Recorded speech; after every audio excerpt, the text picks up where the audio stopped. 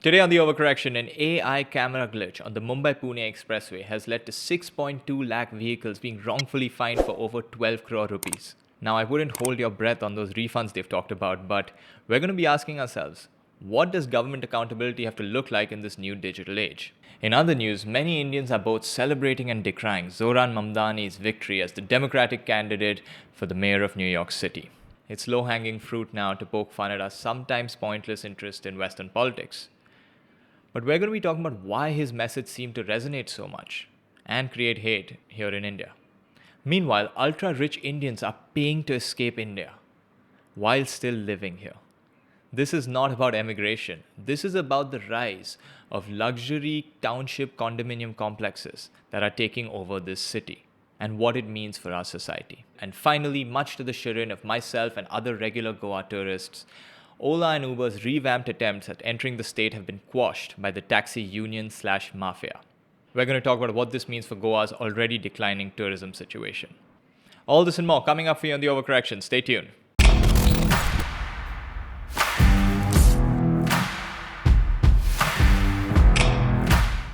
Have you ever gotten an e-challan on your car when you were sure you did nothing wrong, but you just paid it off to avoid the hassle? Well, if so, this story may tell you why this sometimes happens. Between January 2023 and March 2024, over 6.2 lakh vehicles were wrongfully fined for wrong side driving on the Mumbai-Pune expressway.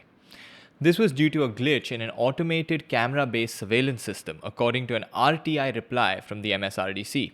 The erroneous fines totaled over 12.4 crores and were mostly issued to law-abiding motorists driving in their correct lanes.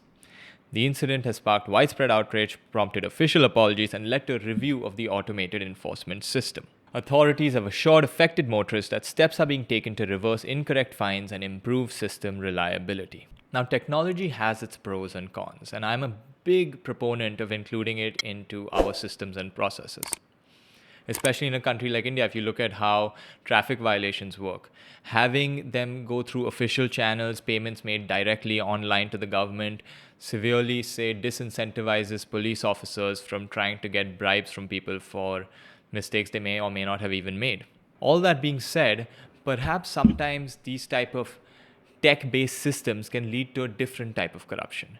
Because what happens is that we can start excusing anything as a glitch, which is what they've said. Why did this happen? Oh, it was a glitch. What is a glitch? Well, a glitch is something that's too random, arbitrary, and quite frankly complicated for you to get into and understand. So let's just leave it at that. Now, firstly, it is quite important to note that the MSRDC did not come out with this information. There was an RTI filed, a right to information, and that is what led to this information being made public. After which it was announced that, oh, it was a glitch. A glitch. You know what happened? It was a computer glitch. A glitch! A glitch! A glitch! Shut up about the glitch! All right? What the hell does that even mean? Now, this clip that we just played is from a movie called Money Monster on Netflix. It's quite a good movie and enjoyable watch, but I would like to point out that the plot sort of revolves around something similar. An investment fund which is run by an algorithm suddenly has a glitch, and overnight $800 million are lost. And one of the people who has lost their money in a fit of rage takes this news anchor who had promoted this stock hostage. Here's the spoiler. It is revealed at the end that this glitch was sort of a cover-up used by the corrupt CEO of that company to siphon that money away and put it into his own dealings and blatantly lie to the public right after that. Now, I'm not saying that is what is happening here with our highways and our expressways and these tolls or these fines. What I'm saying is that we need to have a system in place by which it is explained to us so that these doubts are put out of our head. If you go and look at the public's response to this, there are huge accusations of corruption. Naturally so, because they have not given us a robust explanation of what happened. See, at the end, as much as AI will take over, humans have a need to be able to hold people accountable. This is one of the big, say, mental blocks people have against self-driving cars. You can show people all the statistics in the world about how self-driving cars are safer than a human-driven car, on average, statistically. But yet, when a crash happens, who am I going to blame? Some algorithm written by some coder who doesn't work for that company anymore? Or worse, written by like 200 coders? who gets held accountable for a mistake that they will inevitably explain as a glitch. So this situation, which is just about wrongful fines which might be refunded, can be a lesson for us. As we start incorporating tech into these systems, the kind of oversight that we need is of a different nature than what we were used to. And yes, we are not at that stage where humans can stop intervening. I mean, just look at this. Over 1,300 challans were being issued every day for wrong side driving, mostly to people who were driving on the right side. So on a daily basis, they had a huge spike in the numbers of people just driving the wrong side on the expressway, and for a year, no one noticed this. You would think that just that fact, with some level of human oversight, a human would be like, hey, why are so many people driving suddenly on the wrong side of the expressway? This is bad even by India's standards. But no, that didn't happen. It was an algorithm. It was an algorithm combined with people who had too much going on in their lives to raise a query for a whole year. And there you go, 12 crores. I don't want to say down the drain because I don't know what they did with it, but at least it should be in your pockets. Most Indians can't name the mayor of their own city, but spent 10 hours last week passionately debating New York's mayoral race. Indian intellectualism and its imported outrage culture is rare. This is what a user posted on Instagram last week, and it has led to quite a bit of disagreement in the comment section. We're going to be going through some of this before we talk a bit more about Zohran Mamdani directly, which sort of speaks to what is the relevance of our interest in Western politics and what can we even learn from it. So let's look at some of the comments on this post. This is a tired trope and quite an ignorant one. First, the idea that most Indians can't name their own mayor is a sweeping generalization. Many Indians do know their local leaders, but also understand that in India's political system, mayors often wield far less power than state governments or national institutions. Very true. So people may focus on MLAs, MPs, or chief ministers instead, because that's where significant policy decisions come from. Well, we do certainly have a system in which the mayor is a largely ceremonial position. So yes, people are interested heavily in state politics, but when it comes to city governance, they are not. And that's probably because your elected officials don't have the ultimate authority here. Now, second, caring about global politics doesn't mean neglecting local issues. Indians are citizens of the world. We consume global media, live and work across continents, and are deeply connected to diaspora communities. Debating New York's mayoral race can be as relevant to us as discussing Indian elections, especially in a world where migration, economics, and culture are interlinked. This is again absolutely true. India has the largest diaspora in the world. Which one of us doesn't know someone living abroad who can be affected by policies made in the United States? We already know students currently in India, Indian students who are having trouble due to Trump's immigration policies. Scared of applying to colleges there because 2 years into a 4-year degree, they may get their visa revoked with a lot of money and time going down the drain. So we can't not pay attention. I myself am someone who studied abroad and come. I have plenty of friends who've settled abroad. I have friends who have taken citizenship abroad. So we should pay more attention to Indian politics. But neglecting global politics as some sort of decolonial rebellion is also a little silly. Now, stepping away from this post for a bit, I think the other thing that we can learn is that perhaps we need a bit more of a mayoral system in our Indian cities.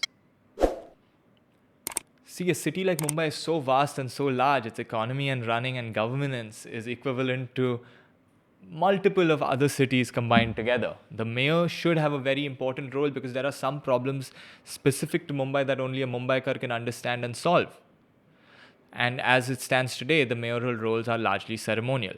There have been bills introduced in the past that try to expand the powers of the mayor of Mumbai. As of now, we don't even have a mayor because we don't have corporators. For those who don't know, the mayor of Mumbai is elected from within the corporators of Mumbai, for whom we are to have an election that is coming up later this year. So if you are interested in Mumbai's mayor, please stay tuned for our updates on the BMC elections, as of which there is no update since our last episode on this. Now, let's go back to Zohran Mamdani.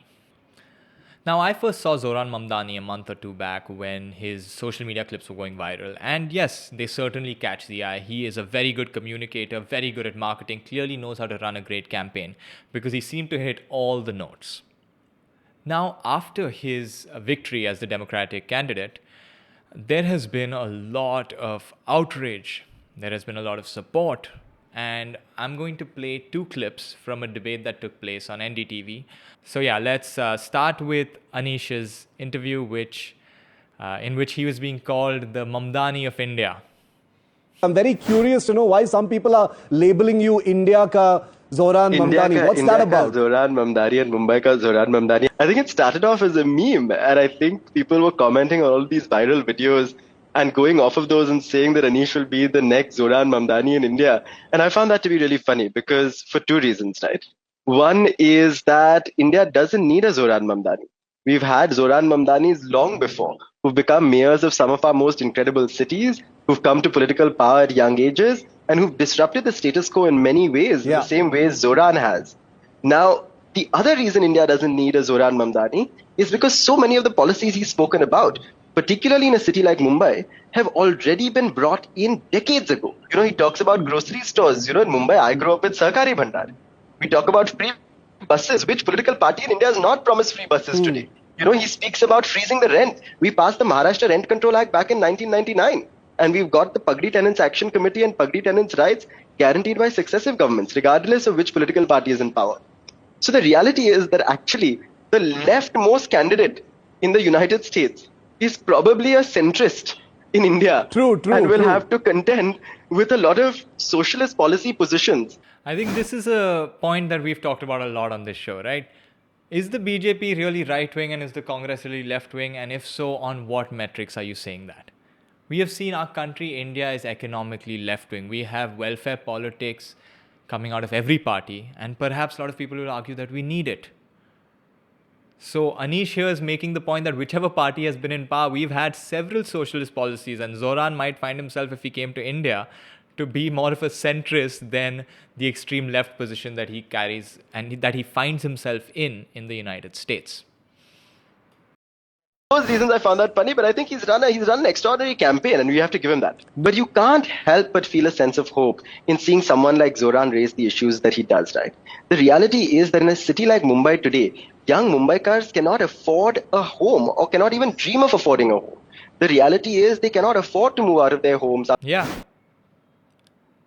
Right now, we will show you this statistic right now on the screen of how many years of an average salary in each city you have to save up to buy a home. Guess what it is in Mumbai? 10 years, 20 years, 30 years, 40 years, 50 years, let's keep going, 60 years, 70 years, 80 years, 90 years, no. 109 years. That's how many years it takes to save for a house in Mumbai versus some other countries. And for a piece of shit shoebox at that. Zohran has picked out actual problems that people are facing. And they do resonate with people on social media because people are upset about this. People are upset about the rising cost of living, and it is speaking to them. However, now we're going to listen to someone on the other side of the fence who is not, say, perhaps opposed to some of these things, but does not feel there is strong economic logic to how these things will be implemented. People have pointed out that a lot of things like, for example, a rent control act in New York City will disincentivize landlords from taking care of the buildings because they see no increase in their return while they have an increased cost of living. So how are they supposed to maintain and even improve their buildings? This is a problem we already face in India. As Anish mentioned, with the Maharashtra Rent Control Act, there are so many landlords who are actually now stuck with rents from the 90s with 2025 prices. And then people demonize landlords because they sometimes have to do crazy things to try to get people to leave their houses. People I know personally, very close to me, have in the 90s lived in flats where landlords have come and they've turned the water off in the flat. They've sent people up to the house to threaten them. People I know have had to hire security just to be able to live in a flat they're living in. And the weird part of it is when you logic it later, it was the landlord who was being exploited by this Rent Control Act. Now, I'm not saying we need higher rents, but the point is we've seen some of these policies come into play and they have not always worked. So now we're going to hear from Priyanka Deo about the other side of the arguments, which is, hey, what is the feasibility of some of these? Right? His platform, when you actually look at it, it actually faces very, very steep practical, fiscal, as well as political obstacles in the city of New York, right? More concerning to me is some of his ideological rigidity, right? His unwillingness to kind of engage constructively with opposing viewpoints. It's almost too radical to the point where he's freaking out some of the Democrats and some heavyweight Democrats. They're saying that it is too radical. He's giving a face to the Democrat Party that they do not want. They don't want this sort of radicalism and opposition, because this is why they lost the election. They lost the election to Donald Trump. They lost all of their swing states to Donald Trump. Yeah. So they're very wary. His own party is very, very wary of just how radical he is. Now, it's one thing to say things on TikTok, but it's also another thing to pass them in City Hall, right? It's kind of for example, as Aditi said a little bit before, New York is the financial capital of the world, right? It's a place of central global markets. It houses some of the world's most powerful financial institutions. It's also responsible for a very significant share of the US GDP.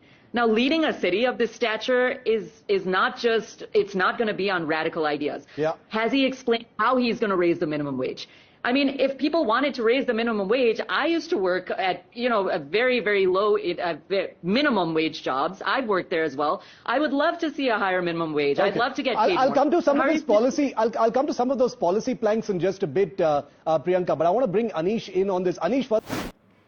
Yeah, so there you have it. Good idea to raise minimum wage? Yeah, we would all like to have more minimum wage. How to do it? Well, I think we're still waiting on some of those answers, which I don't mean sarcastically. Hey, let's actually figure it out.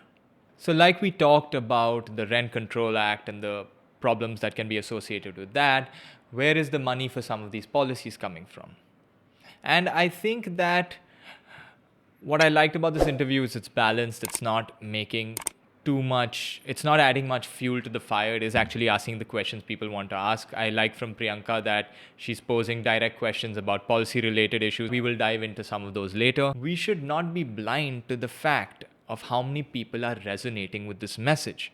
Whether it needs to be solved through socialism or capitalism, people want better housing, people want better transport, people want better infrastructure. And maybe that is what we can take away from this. Why are projects like DLF the Camellias so expensive? Well, the simple truth, according to Really Hyderabad, the ultra-rich will pay any price to escape India while still living here. They don't want crowds, chaos, pollution, or noise. They want Dubai-level privacy, Singapore-level security, and New York-level service. And Indian-style Swiggy, I might add.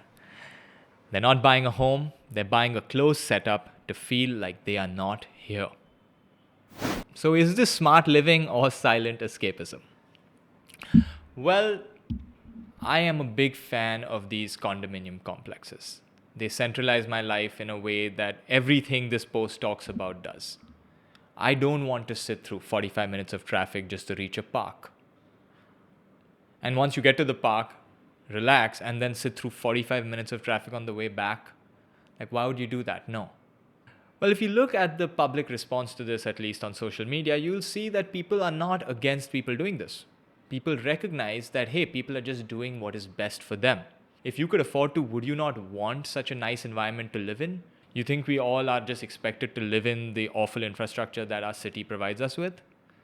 No, people are all working to be able to escape that. I would like to draw attention to a point made by Vishal Bhardwaj, I think when he was speaking to Faye D'Souza. And his point was this, that the rise of these self-contained townships, these luxury self-contained condominium complexes, is a sign that your society is failing. And what does this mean? It means that these townships are not providing you with anything special. They are just providing you with things that the government should have given you as part of your city planning. But since that is not going to happen, forget now, anytime soon, people are saying that, look, I will just privatize my need for this. If I want to step out of my house and I want a small garden there and a quiet walkway to a grocery store, hey, I'm not going to get that on the street. So let's just buy the entire land and build this mini city in it so I can have the illusion of normalcy, or what should be normalcy. I think this post is kind of backwards because it makes it seem like we are expected to live in a crowded, a dirty city, and this is something wrong that people are doing to just want space outside their house. Yes, I know Camellias has like a snow room or something like that, but quite frankly, that's not what you're paying for. You know, with all the fancy watches that people buy and the fancy bags and the expensive cars, I don't know what type of premium you can place on having a peaceful environment outside your house. And I think if you're going to spend obscene amounts of money, it is not a bad place to do it.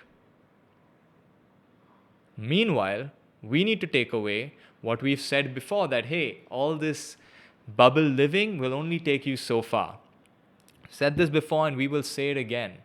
Even filthy rich Indian billionaires will step out of their house and breathe air of dirtier quality than a homeless person on the streets of Minnesota.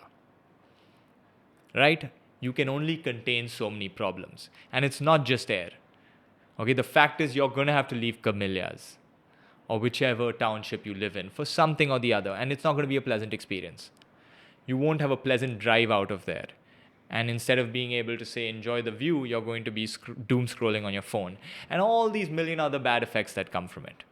So yes, it is a temporary fix and the air is not going to clean itself up overnight and the streets are not going to decongest overnight. But it is not a fix that can let us ignore the problems out there.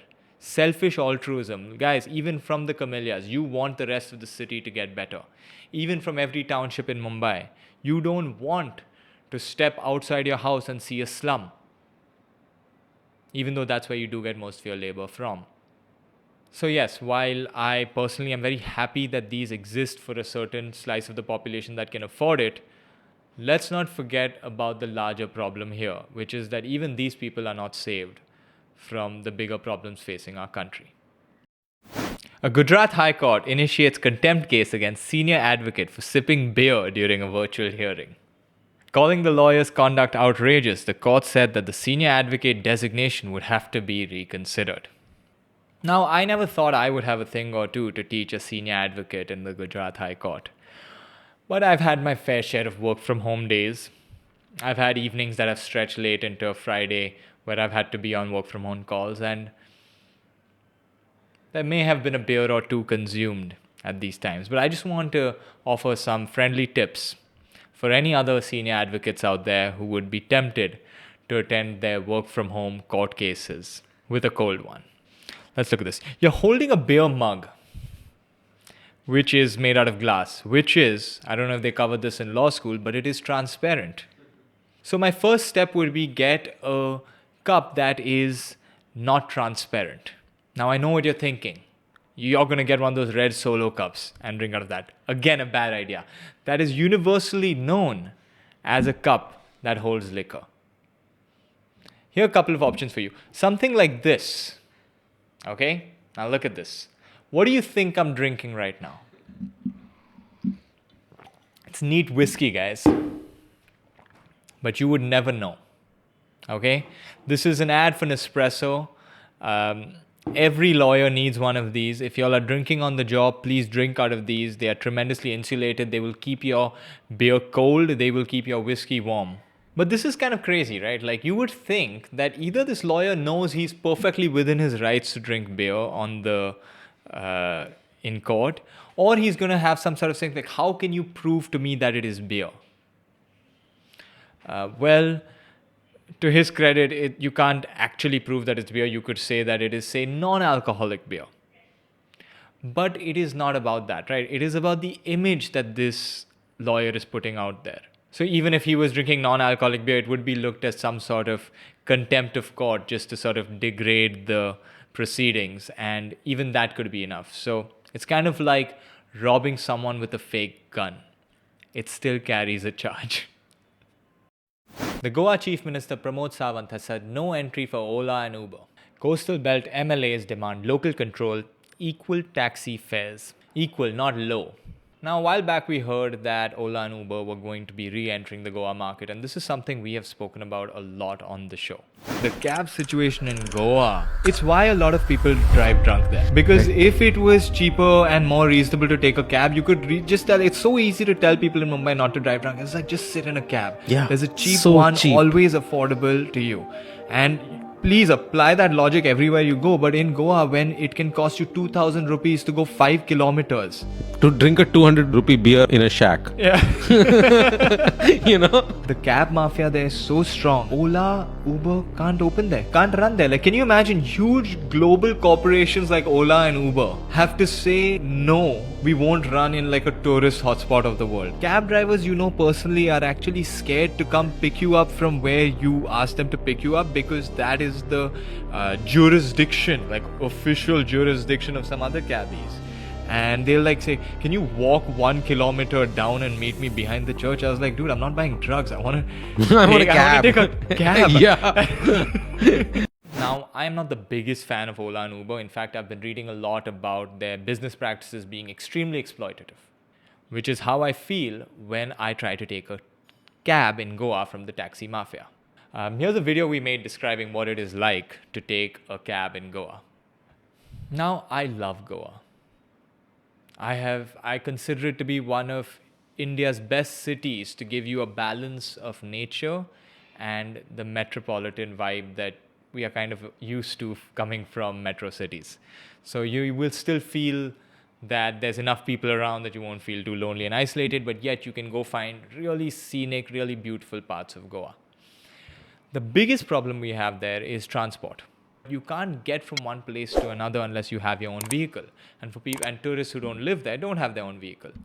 You can rent a car and drive around, but we also know the other big thing you're in Goa for is to drink a lot. And in that case, you are stuck, even if you are 2-3 kilometers from your hotel or villa or house or wherever you are staying, you could pay up to 2,000 rupees just for a short 20-minute cab ride. That, like we've spoken about before, incentivizes drunk driving. Now, I have said this before and I'll say it again. Even for 2,000 rupees for 4 kilometers, please don't drive drunk. Take the cab or, go to some other place. But these type of solutions are not fitting for people, and hence Goa's tourism is declining. Now, the state government has taken note of all the tourist concerns with how expensive cabs have gotten and why they wanted Ola and Uber to join in the first place, but they want the taxi drivers to be empowered and not pushed out of their job. They want the jobs to stay with locals only. I don't think this is necessarily a bad thing. The state is looking out for its residents and keeping their jobs alive, but they have also noted that tourists should leave with good memories. There should be no bargaining while hiring a taxi. Customers should know the exact rate. We want the taxi business to remain with locals only. Now look, like I said, nothing against this. I would love for the taxi drivers themselves to make more money rather than some shareholders and CEOs sitting in another country. But yes, we would want to know the exact rate when we get into a cab. I don't want to be drunk at 2 o'clock in the morning trying to figure out whether 2,000 rupees is like a fair rate to go 3 kilometers away. And there's this crazy invention. It's called a meter, and it actually charges you based on how far you've traveled. Now, I know we've all these fears of AI and stuff. No, this is simpler than that. And we might actually be able to solve the problem. This will be a glitch-free system of charging us for our cabs. Should I try to get a trademark on this? So yeah, here's my new push for metered cabs in Goa, and yes, keep Uber and Ola out of it. Those are our stories for today, guys. Hope you enjoyed the show. Please let us know in the comments what you think about this, especially about the Goa cab part. I think that is the most important thing we've covered. Other than that, my name is Rohan Paranjpe. This is The Overcorrection. Please like this video, subscribe to our channel, and stay tuned for more. Thank you.